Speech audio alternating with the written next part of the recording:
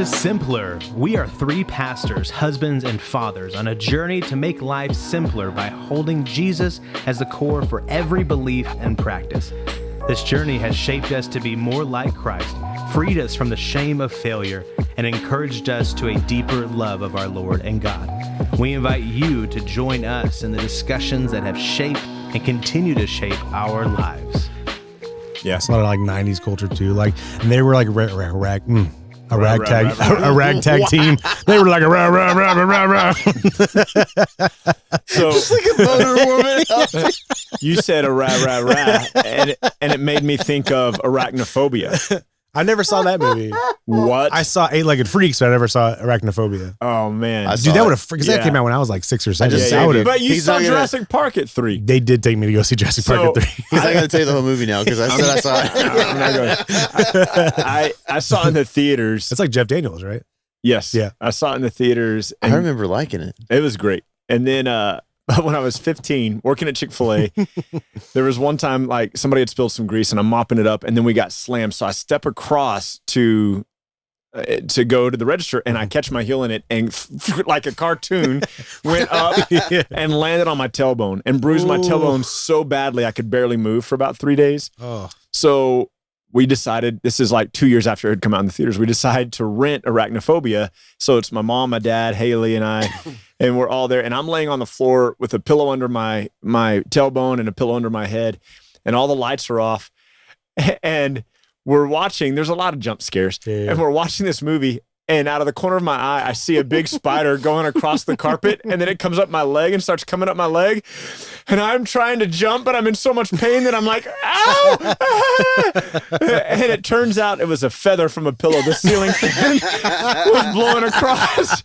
And I'm like freaking out and trying to jump, but I'm hurting so badly. And like, it's funny how movies will do that. First time I watched Tremors, I didn't want to walk on the floor. Dude, for real, man. Such a classic though, man. Tremors, such a classic. I remember we played Tremors on the playground across the alley and being like, I'm a little nervous right now. we played Goonies, and I'm super excited about the Goonies sequel. Is it official? I've seen a bunch of like. And is it going to be the actors from all the Goonies? The original cast? Wow, that's cool. Yeah, and so they've gotten like the premise is he hid some treasure when he was a kid as an insurance policy if they ever needed it, and now they need it, and so they got to go and find the treasure again. That's awesome. So, that's cool. yeah, it's supposed to. It's like 3 years away. Yeah. They're just pre-production. Oh. Did that get you? Well, we're not talking about movies the whole time. Really great movies. Yeah. What are we talking about today, Ryan? What are we talking? Okay, today we are talking about. It's inspired. Ooh, Topo Chico.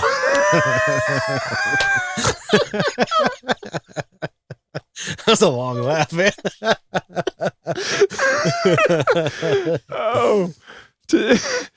It's inspired by a verse. Ryan's got a rib out of place. I do, and it is painful today. We should have said that and just let everybody he's just awkwardly moaning the whole time. Ryan's got a rib out of place.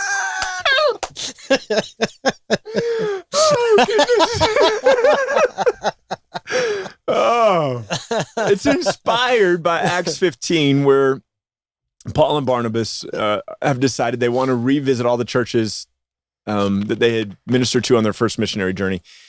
And Barnabas wants to take John Mark along with them. And Paul says, no, I don't want to take somebody who abandoned us, who went back to Jerusalem.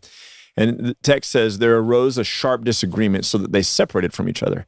Barnabas took Mark with him and sailed away to Cyprus. And so we're going to talk about sharp disagreements between believers. It's clear, I think, from the book of Acts and Paul's letters that he and Barnabas, they stayed friends. They honored one another in the Lord. But like, it was enough of a disagreement that Barnabas doesn't travel with Paul again.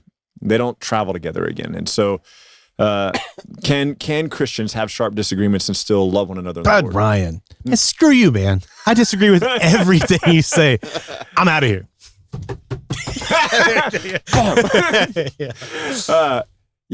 Well, screw you too, Pierce. And so I think about this a lot because, actually, Pierce, I think about this a lot. Sorry. I have been in some situations over the last couple of years where I have had to do counseling with people where we we come to a crossroads where I'm like, look, this is the way I would recommend things go. And not that I'm right and they're wrong necessarily, but like, this is the way that I would recommend things go. And then they go, well, I'm not interested in doing that. And I say, well, then there's really no point in us meeting anymore. There's no point in us continuing this conversation. And I've had a couple of people who haven't spoken to me since. And then I had a couple of people who are like, well, are we still friends? I'm like, yeah, totally. Me disagreeing with somebody's position in life or disagreeing with the direction their life is going, again, doesn't mean that I'm right and they're wrong, because sometimes it's not a right or wrong issue. Sometimes it's a wisdom issue. And then sometimes, if we're being completely honest, I've been doing this for 29 years. Sometimes I'm going to have the wrong counsel. Sometimes my counsel is not going to be, it's going to be more what I would think rather than maybe biblical counsel. Sometimes that happens. But I believe that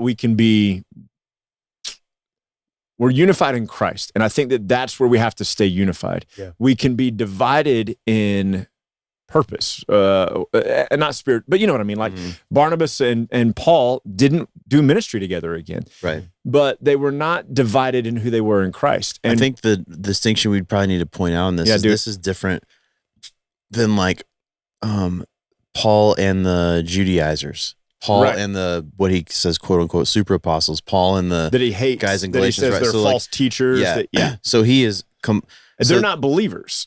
No. And so I think the distinction would be that those are disagreements over the gospel. Yes. And it's fine. It's fine to be like not have relationship with people who you disagree with about the gospel. Yeah. People who are false teachers, people who are maligning the gospel, we're divided with them. Yeah. And ought to be. And I was gonna say, it doesn't mean like if you find out you disagree with someone about the gospel, you don't have to be like, I'm never talking to you again. No. It's more. But if they're an enemy, if they make themselves an enemy, it's more so like the people who are teaching those things that you're willing to be divided with over. So, but I just want to make that point because I think it's important. People need to realize that if it's a gospel issue, that's not what we're talking about in this conversation. No, it's absolutely fine not. to be divided with people. This literally was a disagreement about whether or not John Mark should go back on the road to ministry with him. And Barnabas, which is really interesting because Barnabas took Paul under his wings when Paul was first trying to kind of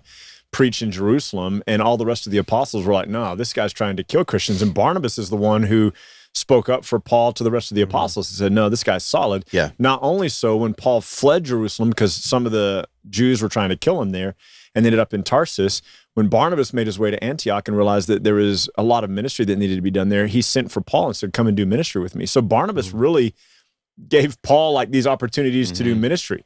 And then they just disagreed about how that should look. Yeah. And that's okay. And there are people that we would say do church ministry or do ministry differently than we do. And we would say, I don't agree with the way they do ministry. I wouldn't be interested in doing ministry with them, but I also believe about them that they know the Lord and they love the Lord and they're proclaiming Christ rightly. So I'm not divided against them. Right. And that's, I think, where it's really interesting, because like, just because somebody comes and sits on my couch in my house and talks to myself and Michelle and I disagree with them, doesn't mean I don't care about them. Yeah. But we might be at a place where we're at an impasse and I'm like, look, if you're going to continue doing I can't help you anymore. I can't serve you anymore. Right. But it doesn't mean I don't care about you. I care a great deal of what happens to you, and I care about your life, and I care about your kids, and I care, like, talk to me. Like, you still matter to me. Yeah. But we're just going different directions now. Like, we're not going to be effective if we try to do this together anymore. And what's interesting, I think, especially with pastors, like, I think people, at least the impression that I've had from a few people is like, you're not supposed to be like that, Ryan. You're a pastor. You're supposed to be accommodating. And like, just practically, I can't like the expectation of pastors. Yeah. And so, like, that I can't be divided with you, that I can't, like disagree? Well, that I can't be like, well, I guess we're done. You know what I mean? Like, what do you mean done? There are, like I said at the beginning, there have been a few people I'm like, look, I can't help you anymore unless you're willing to take my advice. Like, why else? Or why are we meeting if every time we meet, I give you advice, and every time we meet, you don't take it? Done in counseling. Yeah. So I'm done counseling you on this. I'm done trying to help you in this circumstance. Yeah. And sometimes, not often, but sometimes people will respond with like, you can't be like that as a pastor. So let's do some different examples because I think go. most people aren't counseling like you are. Yeah. Right. So like maybe like close friends or family that you have a disagreement about something theological with. Sure. You have someone who's super reformed or someone who's not reformed as like an example. That seems to be some of the most tense. Yeah. I know a family like that right now. So like in that kind of situation. Right. You can have that sharp disagreement. You can still care about each other. And maybe your lives go different directions. Maybe you're not hanging out on your birthdays anymore and you're not, that's okay. Yeah. I think that what people do is they kind of piggyback on this conversation, Ephesians 2, the hostility that existed between the Jews and the Gentiles as people groups, and said, and God made the two into one man. And I think they kind of piggyback that onto, well, if you need to remember you're one man in Christ, you shouldn't have, like, the unity that Paul's talking about in Ephesians is people groups who have been at odds with one another. There's like a racial tension there that he's saying that racial tension can't be there. Like we're not, it's Colossians, it's Galatians, that in Christ there's neither male nor female, Jew nor Greek, barbarian, Scythian, slave or free, but Christ is all and in all. And so like there is a unity that we have with every other person who names the name Jesus. But we don't have to be, I don't know, unified in ministry with them or unified in, like, we don't have to like the Bible study they like, and that's okay. Yeah. Like they're part of a church. I have friends that are part of a church that I wouldn't be part of. And we've had talks about it. They've asked me what I thought. And I said, man, I would not go to that church. And they continue to go to that church. And I'm like, cool. And in that case, it wasn't even a sharp disagreement. We just disagree and we're still fine. But like, I think so many people want to be validated or want to be like, I don't think there's any room for disagreement anymore in Christian friendships. I think that's partly influenced by a cultural thing. Yeah, for sure. Like disagreements in the culture seem to be very extreme. It's like we either agree or we're enemies. Yeah. Oh, you're right. So like, if I disagree with you from a cultural standpoint, you hate me. If we have different politics, we can't be friends. Yeah, you must hate me. Instead of, look, we have very strong disagreements, but it doesn't mean that we can't be united. It used to be that way. I know. There was I forget, my dad was like super into politics. He studied political science in college. So like, I remember growing up, he'd always be watching some political news show. There was a couple, I forget who it was, news people, like political news people who were married and seemed to have a great marriage, but one was a Democrat staunch and one was a staunch Republican. That's crazy. And they would like opposite ends, like when they do like interviews and stuff, it's like opposite ends and they would like argue and stuff about it. But like they were married. It used to be a cultural thing where like it was okay. Yeah. And so I do think that there's part of the modern day culture. You know what it is? Ooh. I'm excited. It's the postmodern mindset of my truth is my truth that has brought us as a culture to that place that has bled into Christianity now, where it's like we either agree or we're enemies. It's because we have put ourselves, the whole idea of postmodernism is I am the center of the universe. Yeah, you're right. And that's what has become, that's why it's not that way. Yep. It's what, like, we can't disagree culturally is because we've allowed the culture to shape the biblical perspective. And it's what I believe. That's what's true. Yeah. So now if you disagree with me, you're my enemy because you disagree with me.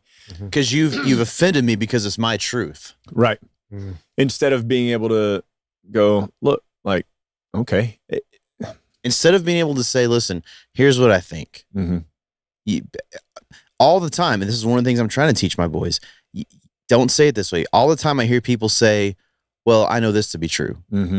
And I'm like, all you had to say was, here's what I think. The moment you say, here's what I know to be true, someone like me is going to come in and, blast the doors wide open of what you think is a solid truth. Because and to your point, issues over the gospel, we should be divided with other people. And I mean, I dare say enemies with the people who would oppose the gospel. The people who are, I think the false teachers, I'm not sure I would say like I'm an enemy of every Muslim. No, but enemy of those who I think would malign the gospel intentionally. Yes. Yes. I think I would be more comfortable saying enemies of the people that are trying to be wolves in sheep clothing inside the body of Christ. I'm not sure I would say that for people outside the body. I think that's fair. But yeah, I want my boys to be able to say it well. Like, here's what I think. But but what we do now culturally is we have to say, this is my truth. And that's why people say it that way. Yeah. Well, here's what I know to be true. I think that's where the problem lies, is that we're trying to make everything our truth rather than just saying, like, can we have a disagreement about this? You know, like, I mean, I think we could talk about our conversations and how it's morphed through the years. Sure. What happens now is one of us will say, here's what I think. And then someone else will be like, wait, what about this? Yeah. Our instinctive reaction is not like, why are you coming at me? Right. Yeah. Every once in a while it is. But most of the time it's not, because we have created a culture where we understand that the goal is the same. Right.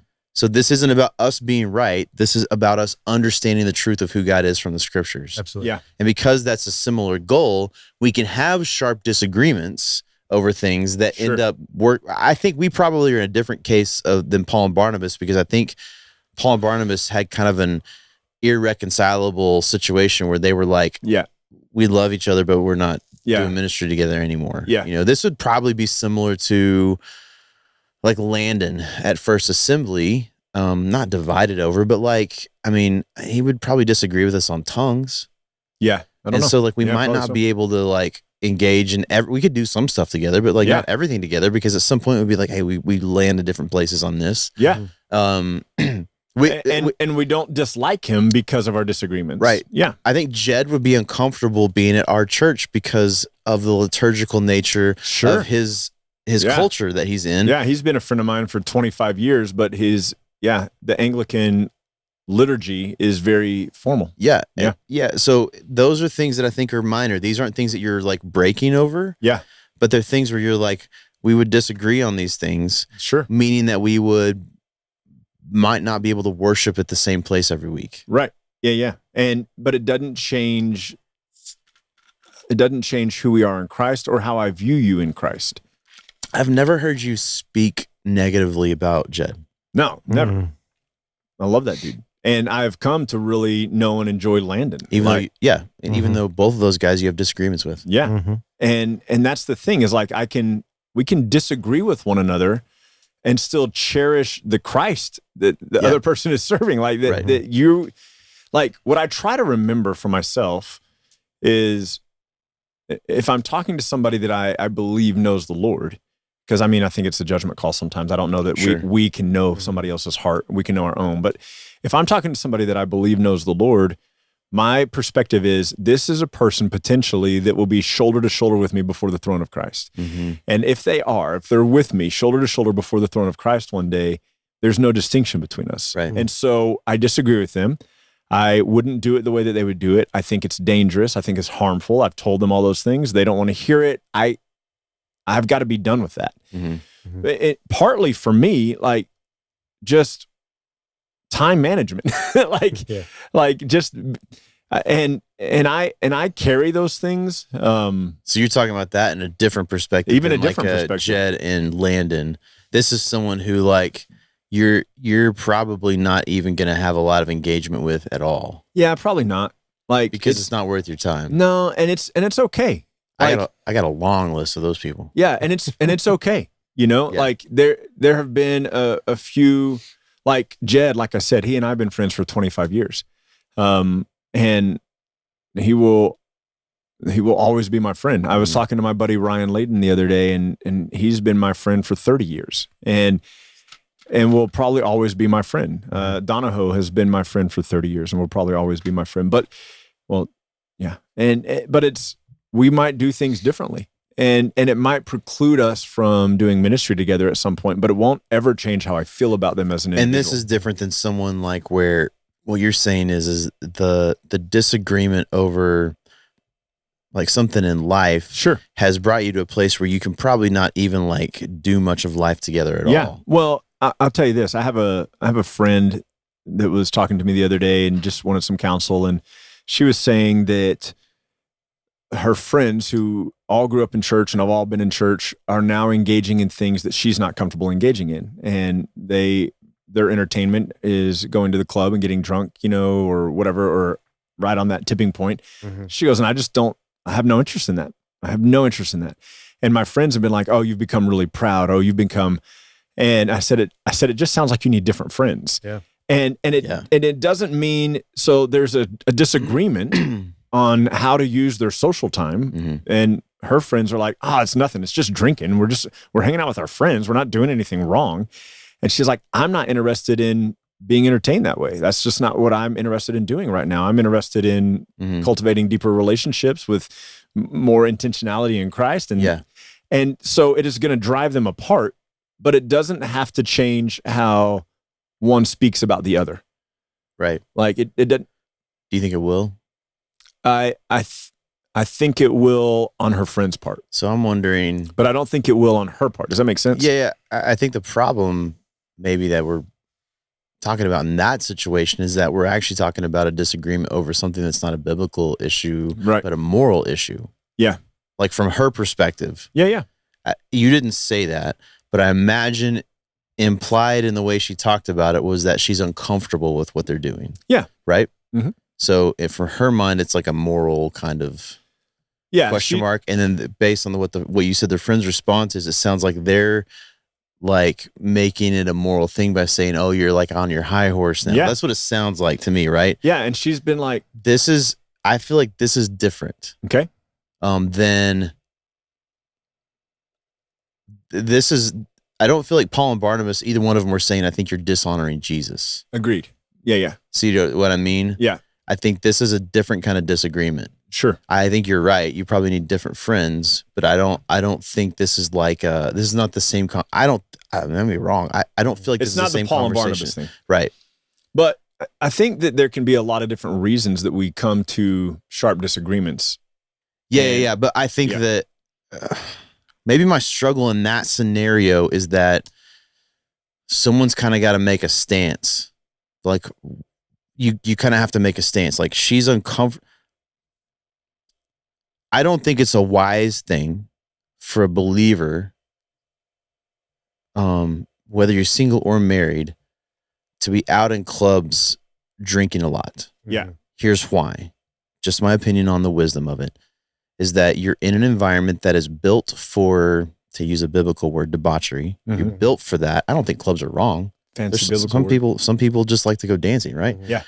But you're in an environment that is not just built for dancing. You're in an environment that's built for something more than dancing. Sex. Yeah, it's right. Yeah. So you're entering into that environment. Again, not a wrong environment, not morally wrong, but you have to enter in knowing this is the environment you're entering into, right? So I think now we're talking about a wisdom issue of like, she's saying, I'm not comfortable going into that environment. If you're comfortable with it, I want to know why, right? So this is a different, I think, conversation than like, hey, you believe that Jesus died for everybody and I don't. And we have a hard time like we can't do missions together because you're going to talk about missions from the perspective of who's the elect and who's not. And I'm going to say Jesus died for everybody. See what I'm saying? Yeah. That's different than a scenario that's a wisdom scenario. Yeah. I do agree with you. I think that the friendship has to change. I just think that that's a different conversation than like, we have a disagreement over something that's not like you can make a stance on from a moral perspective, but like in a wisdom, let's call it a wisdom perspective. I like it. But theological. Because I think that's where the reason I think people need to distinguish that is my guess is that if someone is intentionally engaging in an environment where the great risk is dishonoring Jesus, that's probably their heart. Oh, agreed. Right? Yeah. So there's a decent chance maybe you don't actually know Christ. Well, let's not go that far. Okay. Let's not go that far. I can think of scenarios I'd tell you and you'd be like, okay, never mind, I recant on that. So let's not go that far, right? So let's just say that at least someone is acknowledging probably their heart is not to honor Jesus, right? Okay. Like at least in that moment. I would have a hard time saying if someone's entering into an environment, whatever it is, that is a likely scenario of dishonoring Jesus, right? Sure. I would have a hard time saying like, well, your heart is to honor Jesus, right? Yeah, agreed. That's a conversation of like, if I don't want to have anything to do with you anymore, it's probably because it's not the best situation for me to be in. Sure. Like I don't want to enter with you into that scenario, right? Sure. That's a wisdom thing. And so to your point, it's fine to like have different friends in that scenario because this is not for you the best situation in terms of like you honoring Jesus with your life. I think that that's different than, which I think is a great thing to do. People need to recognize that there need to be those breaks in their life. If there's friends in your life that are dragging you towards an environment that it could potentially be dishonoring to Jesus, you should probably say like, hey, I'm not interested in that. And it's okay to be divided. Right. That's what I'm saying. Like, I think it's totally fine to say, let's be divided over that. I think that is a different scenario than like, let's just say hypothetically, Ryan, you would have a mutual ex-friend. Yeah. Who, let's just say hypothetically, he moved to San Angelo and was like, you guys are still buttholes, but you know what? You were my friend, so let's like have lunch again. And then he starts wanting to come over and we do barbecue or something, and he's just yapping off and like saying all the crazy stuff he said before. I'm gonna be like, bro, get out of my house. You're not coming to my barbecues anymore, right? Yeah. I think that's probably more the Paul and Barnabas disagreement. Yeah. See what I'm saying? Yeah. That's different than me saying, dude, you're like dragging me towards a place that's dishonoring to Jesus. Yeah. We're done. I almost feel like I have more grace for the people that lack wisdom than I do for someone like that. Yeah. Okay. Yeah. Personally, No, just my personality, right? Yeah. I feel like for me, it feels like it's easier to have a conversation with someone who's getting trashed all the time and say, hey, listen, is this the best way to honor Jesus? You're dishonoring Jesus. Quit being an idiot. Than to someone who's like so arrogant and stuck in their mindset that they're not willing to have a conversation about the scripture. I kind of don't want to have anything to do with you. Yeah. The other people, I kind of want to like be like, hey, can I help you think differently? That's just me personally, but I think they're two different scenarios. Do you think that some of it has to do with the expectation of the people involved? So for example, in the first scenario of the partying or whatever, there is maybe an expectation that, okay, look, maybe you're lacking in some maturity, maybe you're lacking in some understanding. In the second scenario, this is a pastor that we know. So there's an expectation that like, that's fair. You should be different. Like you shouldn't be this thick-headed. That's fair. And because he's a pastor. Yeah. Like you should be more educated than this. You should be more willing to discuss these things or whatever. Like that there's almost a role in the first scenario that like, I want to train you, I want to show you. And in the second role, for us, it would be that way. Yeah. I don't know if it would be that way for everybody. Yeah. But Paul and Barnabas, like if we're going to stick with just Paul and Barnabas, that's fair. Then, because what I was trying to do is bring it into a broader sense that, that sometimes we have sharp disagreements with people, but if we're going to limit it to Paul and Barnabas, then like from our perspective, like we might go, you're right. Oh yeah, I have more tolerance for the person that I want to teach because they're maybe immature in their faith. Right. I have less tolerance for the person that we should expect more of. You're right. So let's do it then. Like, let's just use Paul and Barnabas as like a springboard. Okay. So like, let's pretend someone's not a pastor. Yeah. Let's say they got a cousin that comes over every Thanksgiving. They're together every Thanksgiving, and the cousin and them are like vastly different places on. Oh, already? Good. Let's say that they disagree. They're both proclaiming to be believers, but they vastly disagree on abortion. Okay. Which the cousin who believes in abortion is actually going to call it women's rights because he's an idiot and doesn't think through things very well. Right. And you're someone who does not believe in abortion. Yeah. And you're willing to call it what it is, right? So let's just say there's disagreements over that. Yep. Right. And that would be one that you would absolutely have a sharp disagreement over. Yeah. I was trying to think of something extreme, right? Yeah. So sharp disagreement over that. I think you see each other at Thanksgiving, but you probably might not have anything to do with each other the rest of the year, right? Yeah. And it doesn't change like that. The person's view on quote women's rights doesn't change who they are in Christ, but it also makes it difficult for us to have a healthy relationship. Yep. Because everything like it's the elephant in the room. Like you're going to be sitting there and be like, so, hey, quit being an idiot. You know what I mean? Like, and I think that that's okay. I think that that's okay to have those disagreements and still be able to like, look, what I acknowledge about them is I think what we do is we tend to focus on the disagreement. Paul in his letters, when he mentions Barnabas after this fact, doesn't speak ill of Barnabas ever. And when he mentions John Mark after this fact, doesn't speak. Now, that doesn't mean he never did, but in his letters, when he mentions these guys to other churches, he speaks of them favorably. So can we work through that? I know we got a little bit of time left, but can we work through that a little bit? Because maybe this is just me because I'm not a peacemaker and I'm ready to run headlong into conflict. I don't like it, but like I'm happy to. You're not afraid of conflict, no, it which doesn't is bother me. great. Yeah. Let me just say it this way. I don't really like anywhere we're landing right now. Okay. Talk it through.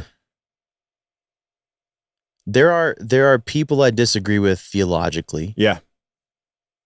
That I would speak very highly of. And I think it's because of their character. Okay. That you would speak highly of? I would speak highly of. That we would have, to use the term, sharp disagreement over a theological thing that I would speak highly of, because I think they're people that really love Jesus, and it's obvious in their life that they love Jesus. Mm-hmm. There are people that proclaim to be followers of Jesus that I would not speak highly of. So let me say it this Agreed. way. If you're a friend of mine that is a staunch advocate for abortion, I'm probably going to use that as my characterization of you. Yeah. Like, if you're, in my mind, if you got the nuts to own it, then own it. And I'm going to say, like, yeah, this person likes killing babies. Yeah. Right. So like, that's why I don't like where we've landed. I'm not sure exactly how to land it, but like, I'm not sure I would ever speak highly of that person. Does that make sense? Yes. So, and I think we need to talk through that, because I'm not sure everybody's going to be like, that's okay. So let's back up then. And all right. So if we're using Paul and Barnabas as a jumping off place, maybe the problem is that we went too sharp of a disagreement with the abortion, because there is a biblical principle that's being violated. Yeah. And with Paul and Barnabas, whether or not you take John Mark, or whether or not John Mark finished the missionary journey, is not any kind of violation of a principle. That's fair. So what we would argue is that from a biblical perspective, the only people in the Bible who kill their babies are people who are worshiping idols, or people who have rejected God completely, and this is a judgment on them because their society has sunk to such a low level that God's making them do that. That this is where it has ended. It's his judgment in Deuteronomy where he says you're going to eat your own babies, you're going to do this kind of, so it's always people. So there is a biblical stance to be had. So maybe the conversation has to be about things where there is not a biblical stance to be had. That's a good point. Yeah, that's a great point. Because let's talk about it from just a political standpoint. Yeah. Bringing abortion in, I could have someone that I disagree with on immigration. Yes. Oh, okay. I think you hit it on the head. Okay. Because there's a pastor friend of mine not from San Angelo, but a close by town. We disagree on immigration. Okay. They even, which I love, they even go down to the border to minister to some of the people that are coming across the border, right? Cool. Which, to the dismay of, it's probably God's dismay, it pisses me off. There are pastors in San Angelo who rag on him for doing that. Mm-hmm. Listen, we could have a disagreement about whether I think it's okay for people to come across the border of the United States and just be let into society freely. Yeah. As someone whose dad worked really hard to come to this country and went and came through the correct way and became a citizen the right way, I have a strong opinion on that. Absolutely. And he disagrees with it. It doesn't mean I wouldn't go with him to do ministry with the people coming across the border, because whether or not I agree with it, there's still people that need Christ. Right. And it's not a biblical issue per se. It's a personal. Yes, we can have a disagreement on that, and I will still speak highly of him. I think you hit it on the head, because it's not a biblical issue. Yeah. So here's what's interesting.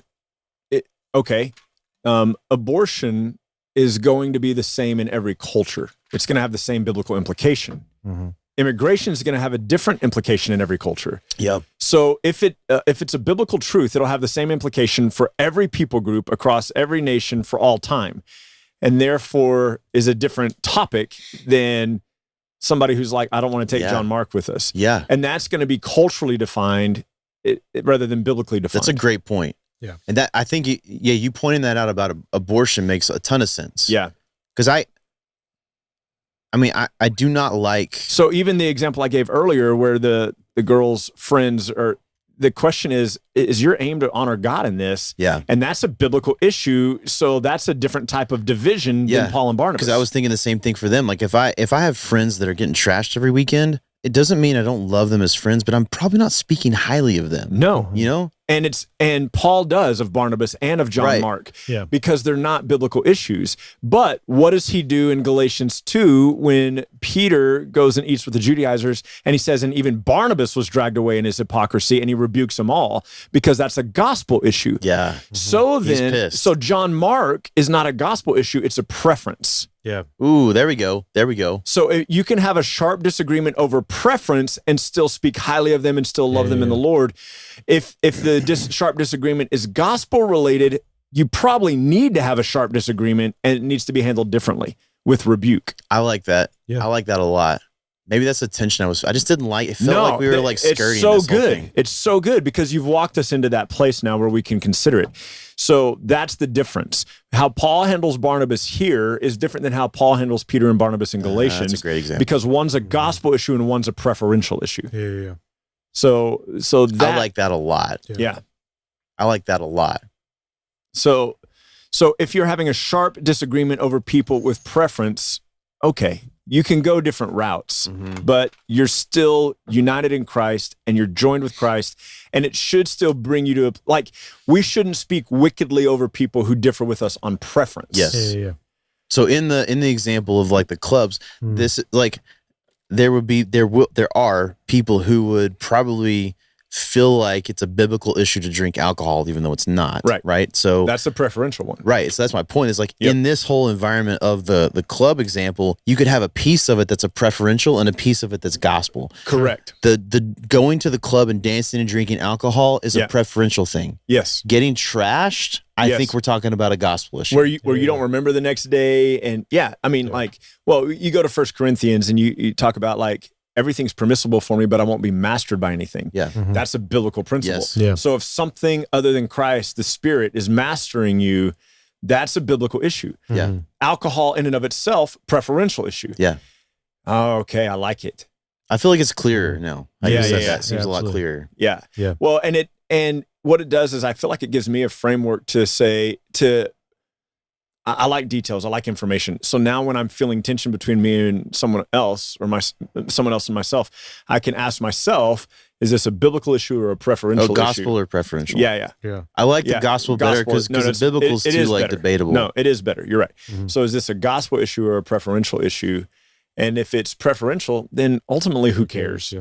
You know, I love this person. We just have different ways of doing things. We don't have sharp disagreement over it, but to go back to what we talked about last week or the week before, the way you invest and the way I invest are different. We have different preferences in it, but who cares? Right. You know, and I can speak highly of you, and I've directed people to you to be like, look, you need to ask Micah about that. Which we can learn, and I think we can learn from each other. Sure. But there are people who preferentially would do ministry differently than we would, that we wouldn't want to partner with.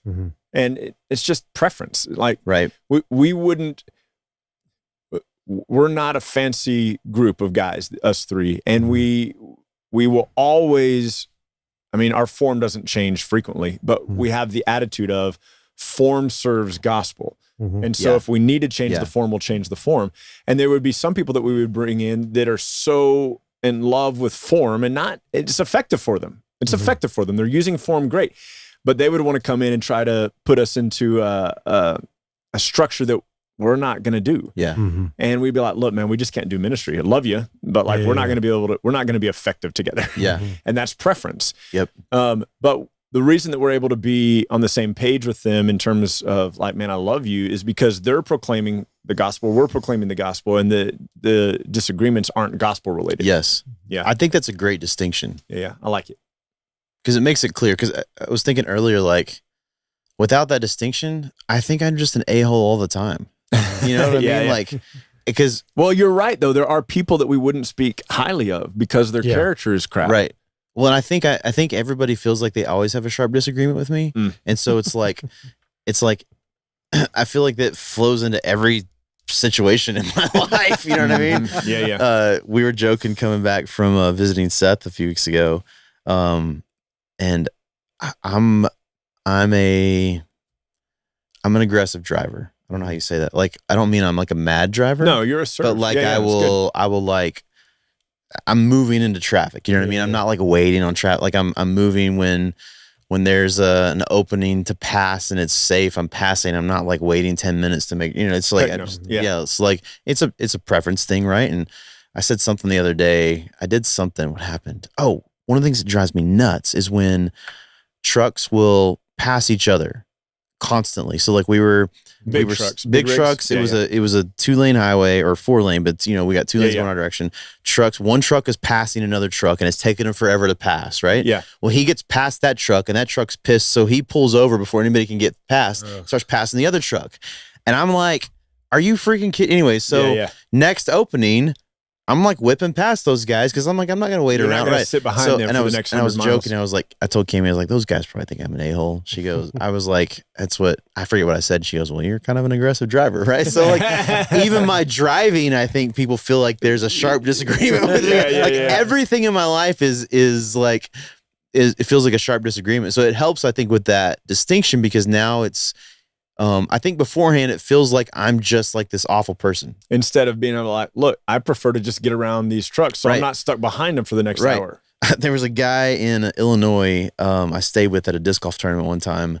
I don't know him super well, but I stayed at his house and good friends, especially after staying at his house, became better friends. But he was riding with me in my rental and I was driving and he was like, I wouldn't assume that a pastor would drive like that. Yeah. So like there's I think maybe a sense of that where like there's almost an expectation. I freaked someone out once when we went to the pastors conference in Fort Worth one time. Oh, you told me about that. Yeah. And so somebody was riding with me, like we had a lunch break and I was like, let's go grab lunch. So we went and grabbed lunch and we were on our way back and it's Dallas, Fort Worth area. And if you're not decisive, you're not getting into traffic. And so I was cruising and he was like grabbing the door and stuff like that. And the dude's like 6'5" and big, like, and I was just like, are you okay? And he's like, man, I just don't think I can ride with you again. And I was like, we're not driving in Miles, Texas, you know, like we're right. That's probably what it is. City versus. Yeah. But I think I like that distinction because now it's preference versus gospel. And maybe even for me, just being transparent, that might soften it for me. Yeah. Like if I can recognize in a conversation the disagreement is preferential, it might make me softer. Yeah, because the moment it's there's gospel, less at stake. Right. The moment it's gospel, I don't think you're stopping me. No, and Paul didn't either because he stood up and rebuked them in front of everybody. Yeah. And so Paul even says the same thing to Timothy. He says, if an elder is in sin, rebuke him in front of everybody so that the others will be cautious. Yeah. Like there's again, it's a little bit different because it's Peter and Barnabas, but still like Paul's affection is for the gospel. My buddy Ryan is going in view of a call to a church in Little Rock, and a lady called me the other day and we talked for like an hour and she asked me some questions, and at one point I said, look, because they always ask, like, what question are we not asking that we should ask? And I said, I'll tell you the same thing that I tell everybody who calls me for my friends and ask. I was like, the question that you should ask that you're not asking is, what does so-and-so believe about the gospel? And she goes, well, we've listened to a few of his sermons. And I was like, yeah, but it's like dating. Anybody can put their best foot forward. Yeah. I was like, ask the people who know this candidate, what do they really believe about the gospel? How does it shape their marriage? How does it shape their raising their kids? How does it shape their day-to-day life? Because anybody can look good in 2 sermons and their first visit to you. And I said, and I just need you to know, as much as I love my friend Ryan, I love the gospel more. And I care about you guys as a body of Christ more. And if I felt like he couldn't come and lead you to the things of God, I would tell you that because I care more about you and about the gospel than I do my buddy. But I'm like, and I said, that's why over and over this course of this hour, I said, well, I think he's gospel centered. I think because that should be the most important thing. And so that's not what people are looking for. Usually, sadly. And so like, we have to care more about the gospel than we do anything else. Yes. And so if there's a sharp disagreement over the gospel, so be it. You know, so be it. That's what's funny too, is I feel like people are uncomfortable with that culturally. And maybe it's what we said earlier, like because people know that tends to be a thing that will break that relationship. Like if you're done. I feel like that's not okay. We should not be scared or worried about relationships that are broken over the gospel. No way. You can't be. That comes back to what we talked about last time or the time before, the pride of, just kind of like how this relationship, and I want to preserve my friendship, and I don't want them to think poorly of me. And I don't want, like, we have to value the gospel more highly than that. And that's a good point, because the only reason you care is if you're worried about what someone thought about you. Yeah. Yeah. I don't ever think about that, but that's true. I mean, I don't think about it because you don't care what people think about you. I just care about what people think about my lawn. That's right. Right. Yeah. It's sexy. You have a sexy lawn. Not yet. Except for that one spot that there's multiple I keep messing spots. with. There's a lot of spots. I like that distinction though. Yeah. Preference and gospel. Yeah. And so there are people that I have disagreed with on preference things, and I'm like, man, I just wouldn't do it that way. I don't think that's a good idea. And they're like, well, we think it's a great idea. And I'm like, okay. But I recognize that this is probably going to be a fork in our path. Yeah. And it doesn't mean that I dislike you, and I have nothing bad to say about you, but it's just at this point we're going different directions, and we're both still trying to honor Jesus. And so good luck. You know? Someone was telling Cammie recently, I don't know who it is, someone that had visited the church, and I think they came from a AG church maybe. Anyway, she told Cammie, she was like, man, I really loved it. She goes, but she was like, worship was kind of dead. And I understand what she's saying. Like her preference is to be in a worship service that's a little more, where people are a little more interactive and lively, right? That's her preference. Yeah. That it's not where a lot of people are at the 456. Come in and do that. Yeah. I was going to say there's a lot of people that do worship that way. She's at the wrong service probably. It won't bother us. Right. Part of it's that there's so many people crammed in the service. It's harder that way. But another example of that would be, I saw a video the other day of a dude, a black guy, a believer, who was talking about going to school at Moody. I'm assuming he meant Moody Bible Institute, but he said he had a professor, a black professor, who was talking about, the video was talking about the distinction between like a culture in a white church and a culture in a black church. He was like, a culture in a white church, to be respectful when someone's teaching, you need to be like still and quiet. Because if you're not doing that, you're not being respectful of the person teaching. Yeah. He goes, in a black church, the most disrespectful thing you could do is be quiet and still while they're preaching, because it's saying like, we're not jiving with you. So he was like, this is exactly the same heart. Yep. It looks two different ways in two different churches. Yeah. And he was saying that the black professor he had was like, I can't stand it. No, he said, the professor said, I think it's a sin when people make the gospel boring. Yeah. Which I was like, I kind of like that, right? Like when you make it dull. But here's a group of people, like you take a bunch of white church culture people, put them in the middle of a black church on a Sunday morning, they're going to feel uncomfortable. Very uncomfortable. It is not their preference, right? You put a bunch of black people in like a white church on Sunday morning, they're going to be like, what's wrong with these people, right? Because they're not moving. They're still, it's preference. It might not, I actually don't mind at all. I love multicultural churches that are built that way, but I don't mind at all that there are churches that have a certain culture. But I don't mind that there's like churches that are mostly black people that worship looks different. I don't mind that there's churches that are mostly white people where the worship looks different. What I mind is if those people are that way because they don't like the other color. Agreed. That's a gospel issue. Yes. And I will forever be the voice to tell all those people to whatever it comes out. I don't know what will come out of my mouth. Yeah. In that moment. Some pretty harsh stuff. Yeah. But if it's not because you don't like the other people's color, but it's just the culture you're comfortable with, I think it's fine. Yeah. And there will be people who come to our church that they see you every now and then wearing your hat and they're uncomfortable with that and they don't come back, and okay. Side note, I love how many people wear hats now at our church on Sundays. Yep. Yeah. And extra side note, there are people who come in the door and take their hat off every time, but they still come back. Yeah. Because they're not broken over preference. It's not an issue. Yeah. It's a non-issue. Yep. Wear a hat or don't wear a hat. Yep. Yeah. Yeah. All right. I enjoyed this episode. I did too. And I feel like we have some framework now to talk about this more in the future. I like the direction. Yeah. It felt to me like we were skirting around something that needed to be like defined, you know? Well, you were feeling that the disconnect, and we had to, like you said, land it. We've had to find out where it landed biblically because we want to be gospel people. Yeah. Yeah, absolutely. That was good. I like the perspective as well of checking yourself, like before you wreck yourself. Yeah, exactly. When you have a disagreement, take a step back. Don't go in guns and blazing. Don't be defensive, but rather step back for a second. Could be a momentary thing. Could be like, I'm going to take a break for a little bit, just kind of think about this and think, okay, is this something that is just a personal preference? Is this a culture I grew up in that I'm feeling tension over here, having this conversation? Or is this something that is contrary to Christ or contrary to the scripture?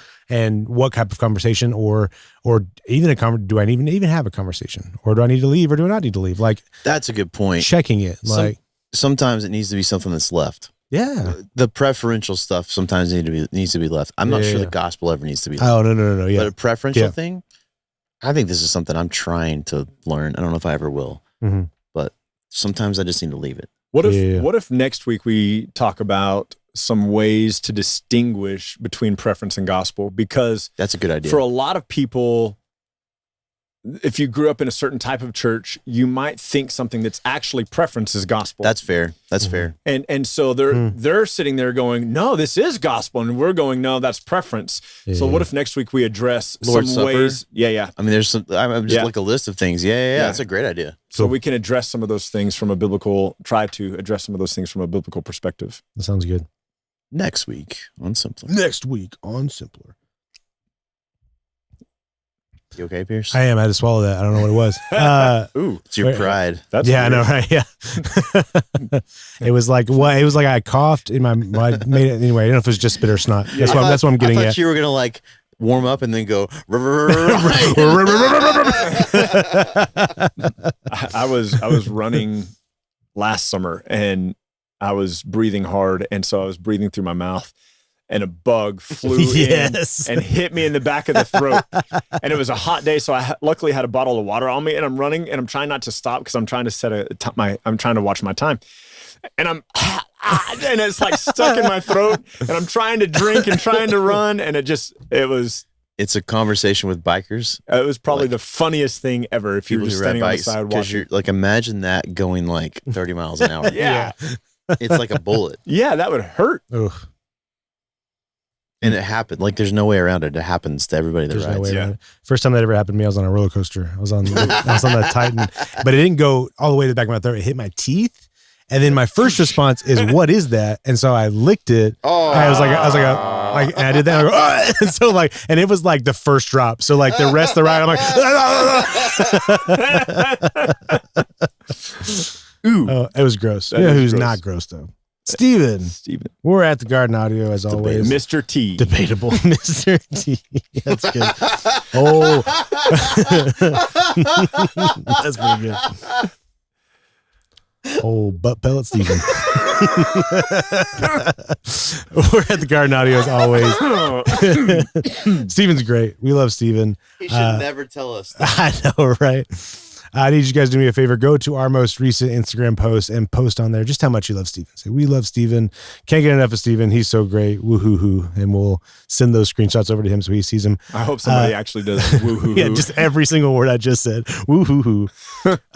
Anyway, while you're over there, give us a follow. Give us a like wherever we're on social media at SimplerPod. That's going to be the best way to contact us. And so we'd love to hear your stories. Is there areas in your life where you've grown through disagreement, or you've had to cut off a relationship? Looking back, was it based off of something like preference, or was it based off the gospel? Where did you are you convicted now looking back at it, or are you happy the way it went, the way that it went? We'd love to hear your stories about this and kind of your view and your take on our episode. And hey, down in our show notes below, you're gonna see links to Simpler Bible. You guys are, how many episodes are in this year now? What's your, I guess this is at Simpler Bible. We're wrapping up September. And so just a couple months left of this year. Yeah. Which is great. And so if you guys are, we actually will finish recording for the year next week. That's awesome, man. It's very exciting. Yeah. I was talking to somebody last week, and they're in the Psalms and they're going through it. And then I've talked to other people who are just starting it. I've talked to other people who are going with it as you guys are releasing them. And so it's cool to see people engage in the truth of the scripture. And so if you guys are interested in daily biblical growth through videos, and it's also on everywhere you podcast as well, right? The audio format. Jump in with Ryan and go on the Simpler Bible journey. Yeah. You're going to see links down there below to our personal social media pages, as well as Micah's ministry and Eagles Wings. Go check those things out. See what God's doing, man. It's awesome to see stories of lives being changed and just seeing ministry be alive and happening. And so go check those things out. Get involved where you can. And hey, as always, keep Christ as core. What could be simpler than that? Catch y'all in October. Bye.